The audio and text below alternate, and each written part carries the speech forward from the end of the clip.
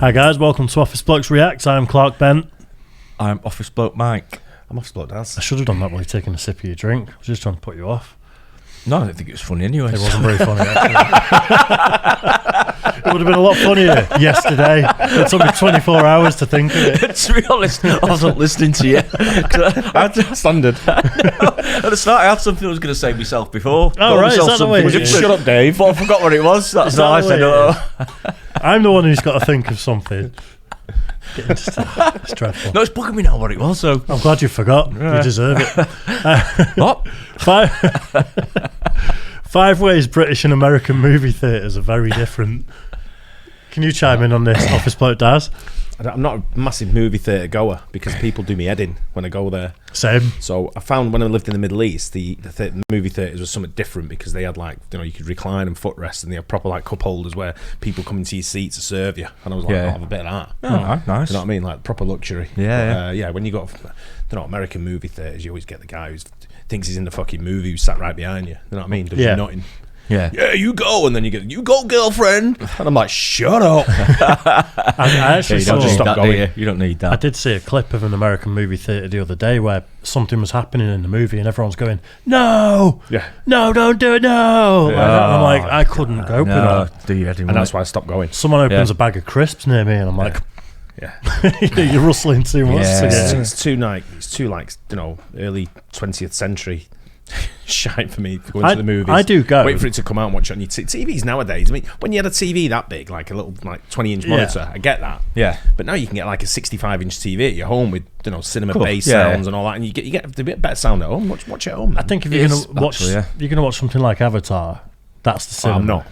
No, but like I think some are good on a bigger screen. But if if I do want to see something at the cinema, I'd probably wait about 4, 5, 6 weeks till there's about 3 people going to watch it. Not when there's loads in there, because like I say, it just does your head in. Yeah, it really does. I take the kids quite a lot, but that's different. That's just chaos. You're not there because you're desperate. That's part of the journey when you've got kids. So kids running up and down, sweets everywhere. That's good fun.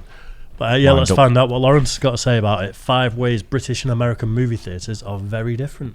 In Britain, I always got the sense that we perceived this American reaction to blockbuster films as quite unusual because the actors aren't actually there to receive the applause. Hello, I'm Lawrence and I'm on a quest to uncover all of the memos that Britain and America lost in the pond, and one of those memos pertains to movie theatres/cinemas. We'll get onto terminology later. But as somebody who's been frequenting cinemas since 1987 when I went to see both Superman 4: The Quest for Peace and Masters of the Universe, 2 films criminally overlooked by the Academy, I've had my fair share of experience of cinemas in both Britain and America. And while cinema complexes in both countries do have things in common, such as the smell of popcorn and human there are also some subtle and not so subtle differences. Now, cinemas of course have taken something of a hit during the COVID-19 pandemic, but in the event that reports of their death are exaggerated, here are epic ways that British and American movie theatres are very different. I suppose the first difference that I noticed when it comes to cinemas was that some of the cinema chains that I was used to in Britain either don't exist in the United States or just aren't as prominent. Back home, if you're looking for a multiplex cinema, you'll want to Google one of the big 3: Cineworld, View Cinemas, and Odeon. In the United States, the big 3 are completely and utterly a little bit different. Those are Cinemark theatres, Regal Cinemas, and the really big one, AMC, which happens to own Odeon in the United Kingdom. Personally, as somebody who doesn't choose his cinemas by brand name, but rather by whether they're showing the film that I want to watch, I don't really have a preference either way, but I know that humans, being humans, probably do have strong feelings on this, so let me know in the comments below. One thing I can definitely say about both British and American cinemas is that they both do pretty well about showing the other country's films. So for example, as a kid, I went to see Back to the Future 2, Indiana Jones and the Last Crusade, Who Framed Roger Rabbit, Police Academy 6, while in America I and many other people went to see the likes of Philomena, The King's Speech, Bridget Jones 3, Shut Up. But there's one thing, for various reasons or another, that often gets changed. the title of the film. Down the road, I do intend to do what Americans call a deeper dive into this, but to whet your appetite, here's a brief list of films that were released under different names in Britain and America. 2017's Pirates of the Caribbean, Dead Men Tell No Tales, was rebranded in the UK as Pirates of the Caribbean, Salazar's Revenge. On the other hand, the 2001 British-made film, The 51st State, was released in the United States as Formula 51. That's an absolute classic, by the way. It's a great movie. It's Robert Carlyle, isn't it? Yeah. Yeah. Well, it says there. I'm not sure if I've seen that. It's got what's his face in it as well, Rhys Ifans. Right. It's like drug dealing in the club culture in I've the not UK seen with it. a bit of gangland sort of stuff in there. Very, very good Robert Carlyle. Oh, yeah. Like him, Superb same. actor. He's a football hooligan in this. Oh, yeah. Oh, is he? Liverpool football right. hooligan. Yeah, it's Excellent. a great movie. Oh, nice one. Yeah, it's not just titles though. I think we talked about this on another one. There's movies that have got different endings over in the States. Really? Yeah, like the Butterfly Effect. The end is ridiculously dark that I saw. He kind of morphs through time through his diaries or something. It's kind of hard to explain. But the ending of the movie, and it's been out for about 15 years, so it's not a spoiler, is that he goes back to when he was a fetus and then strangles himself with his umbilical cord. Right.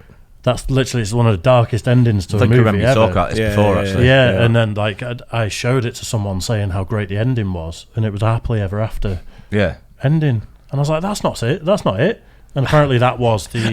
Who think you sick bastard? Yeah. What's going on in your No, head? but it was like, it was so profound, and it went from profound to just being like everyone was okay. Yeah. How old is this movie? Strange. 51st State. It's got to be quite old, that got one. to be 20 years. Carlyle. Gotta be. Really? Yeah, Maybe I've seen it, just don't remember. I had, Same it here, but I just can't remember it. But I had it on DVD a long time ago. Yeah. yeah. It's well worth a watch though. Owing to the perception that the original title would somehow be offensive to American audiences. Because in this context, the expression 51st State refers to America's perceived dominance over Britain. And, you know, from experience, that's how most Americans see our relationship, so why on earth did they change it? One that's quite personal to me, having lived in the US state of Indiana, is the film Hoosiers. But because the term Hoosiers is a demonym for people from Indiana and is little known outside of the United States, this feel-good sports film was renamed Best Shot in the United Kingdom. And I only discovered recently that a film that was released when I was a kid called Bigfoot and the Hendersons was released under the slightly different name of Harry and the Hendersons in the United States. Now, there are an absolute boatload of different title variations, so if you would like to learn more about these, subscribe to my channel so that you get notified when I begin my deeper dive. Yeah, none of the ones where they're changing the title are Oscar winners, I don't think, are they? No. They tend to be sort of like, that's what they are sort of thing. They don't have different titles, so... No. Yeah, you wouldn't get away with Titanic calling it the Big Boat from... Big boat from Belfast. Something likely. And then, of course, there's the very important question of cinema snacks. And for Americans visiting Britain, don't worry, we do popcorn, hot dogs and soft drinks, although probably at a smaller size. Some cinemas will also allow alcoholic beverages. I suppose the major difference that really stood out to me was the type of candy and or sweets, as well as pre-packaged savoury snacks that you can pick up at Concession. In America, you're more likely to find Doritos than you are KP Crisps. And when it comes to chocolate snacks, both countries might do M&Ms, but Britain also rolls out the Maltesers and various Cadbury products, whereas the US has a line of candy that I'd never heard of before moving to the United States. So things like Milk Duds, Raisinets, Whoppers, Bunch of Crunch, and of course, Reese's Pieces. Now, one thing that separates British moviegoers from their American counterparts is the way they show their appreciation for a rousing major blockbuster. In Britain, if we love the film, we don't really do anything except sit there in silence with an upper lip that remains as stiff as the acting in the Twilight Saga. As you should watch a movie. Yeah, exactly. Yeah. Can't let people know what you're thinking. We walk out and then we talk about the film in glowing terms. In America, it can be different. I remember at the end of Star Wars Episode 7, The Force Awakens, a film that is universally loved and isn't divisive whatsoever. Everybody in this Indianapolis cinema just stood up and applauded and cheered. Like they were at a baseball game. I tell you that. On a plane Nobody landing. cheers at a baseball game. They just talk to each other and drink beer. Now I should clarify, this reaction isn't normal for most movies, right? You're not going to see a whole room of people stand up and applaud the King's Speech, although I did because Britain. You get 'em, George. But the big blockbusters with ultra intense fan bases do tend to bring out that reaction. In Britain, I always got the sense that we perceived this American reaction to blockbuster films as quite unusual because the actors aren't actually there to receive the applause. And it gets me wondering, right? At the end of my videos, do Americans clap? Don't answer that. I don't want to know either way. And we can hardly talk about the differences between British and American movie theatres without discussing the words that each country uses to navigate it. Firstly, there's the building itself. Throughout this video, you've heard me interchangeably use the words movie theatre and cinema. Cinema perhaps being the most prominent word for this in the United Kingdom. While in the United States, where cinema is used to a lesser extent, movie theatre is more common. It's worth noting in this case that theatre is... What do you say? Cinema. Cinema, or I call it the picture store. Picture store. sometime. Yeah, That's an old school one, that. isn't yeah, it is really. Yeah, That's yeah. proper retro, I was isn't it? going when there was, during the break, the interval. They always had an interval. There'd be someone going. Exactly, yeah. Pearl and Dean and all Yeah, that. There'd be yeah. someone going, literally just going around with a tray of sweets and stuff like that. That's when I first Packs of started going. cigarettes. Yeah, I don't think I've Sat in the back cigarettes row, pants down. there. How do you were you there? Saw you. We were there together, weren't you? Oh dear. You were there giving I me think them, one of- giving me them whoppers. Yeah. Well, I'm like that. One of the first ones I can remember going to was Rollerball. Remember that one? Yep. But I think at the time, it was a double A, which was like 14 and above. But everyone knew that the cinema in Sale was a bit of a soft touch. I think I was get 12, 13. So I looked really, really young, but even I could get in there. Well, that's one of the first ones I went to, sort of thing. Has But- anyone ever been turned away from a cinema Yeah. for being too young? Yeah. Are you sure? Yeah. Not me. I know the kids have. Used to in Altrincham, yeah, they were pretty strict in there. Really? Yeah, if you weren't old enough, you didn't get in. Wow. Yeah. I went to see Jurassic Park when I was about 8.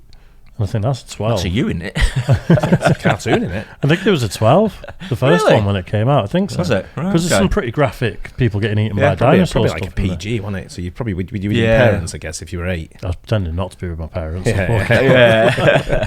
David! No. Don't know you, don't you? I'm on my own.